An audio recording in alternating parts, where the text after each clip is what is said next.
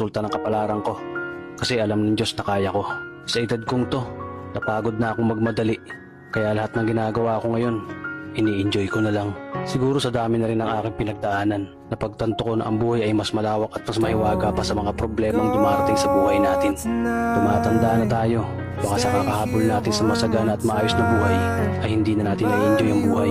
Baka nabubuhay na lang tayo dahil nape-pressure tayo sa sasabihin ng ibang tao. Marami na rin akong mga naging maling desisyon sa buhay, pero lahat yun nagsilbing aral sa akin at natuto ako sa mga pagkakamali ko. May mga taong sobrang nating mamahalin at bibigyan ng halaga, pero ibabalik lang sa atin ay kabiguan at matinding trauma. Kaya huwag nating lilingin ng mga taong tulad nila dahil mas payapa kapag hindi ka interesadong malaman pa kung ano pang balita sa kanila. At huwag mong idepende ang sarili mo sa kahit kanino. Tandaan mo, kahit sarili mo kanino, iiwan ka din nito kapag madilim na ang paligid mo.